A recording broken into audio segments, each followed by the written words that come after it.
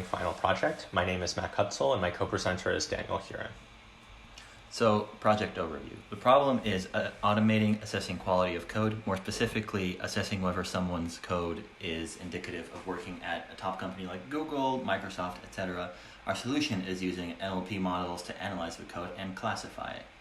The use cases is helping companies assess prospective candidates and helping people assess their own code. There wasn't much existing work on the topic, which we were really surprised by. So just for a quick presentation overview, first we're going to be talking about data scraping and pre-processing, then we're going to talk about model selection and give a quick overview of how the transformer model works, then we're going to talk about model assessment, our experimental results, and a bonus slide, time allowing. Data scraping and pre-processing. We've scraped 2,000 Python repositories and got 50,000 files from GitHub to get positive and negative examples of our classes, and we have almost equal amount of positive and negative examples. Then we processed the words and tokenized the files as you normally do in NLP projects. So what exactly does our data look like? Well, of course, at first it's just normal code, but then we put in a CSV as we mentioned, so we have a column with code and a column with labels. For our non-neural methods in the ByLSTM, we tokenize just by splitting on spaces, and then we use TF-IDF embeddings for our non-neural methods and use word-to-vec word embedding for our ByLSTM. For the transformer method, we use a sub-word level embedding. And I know we haven't defined these concepts, but we just don't have time within the presentation to do so.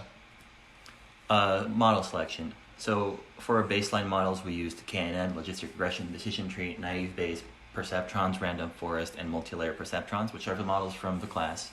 And for more advanced models, we used a single-layer bidirectional LSTM with word-to-vec inputs and a fine-tuned BERT model. And we'll go more into detail on what a BERT model is.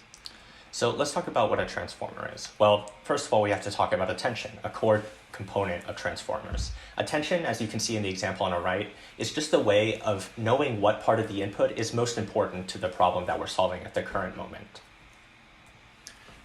Here's a quick transformer explanation. It's a lot of stacked attention. We stack attention in multiple layers, and with a lot of layers and high-dimensional attention, this allows a model to learn language very well. There's a diagram of the actual model on the right, but we recognize this is not a full explanation. We simply don't have the time for one.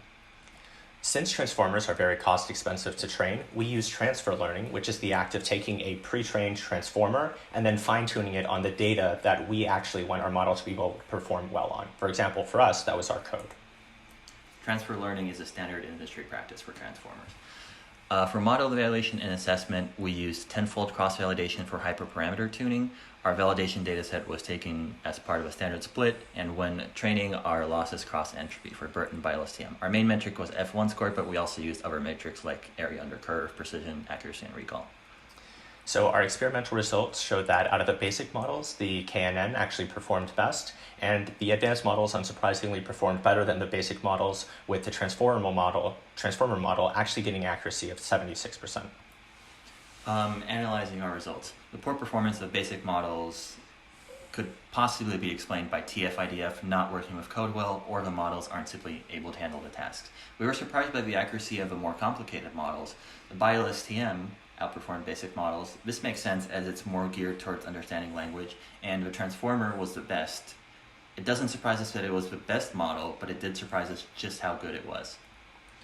So in terms of remaining work, there are actually a couple things left that we can try out. We tried out BERT as our original transformer model, but there are a couple other options that we could be using. There are also a couple other ways to fine-tune transformer models, and so we might be trying out a few of those transformers and other fine-tuning methods. In terms of project progress, our main result has been achieved. Right now, we just want to do some more testing and try out some new things to see how results change. We actually decided to put our own code into the model, and it decided that our code is not good enough to work at a top company, as surprising as that was for us. But it's important to note that transformers are very hard to interpret, so we don't really know at the moment what about our code causes it to think that. Thanks.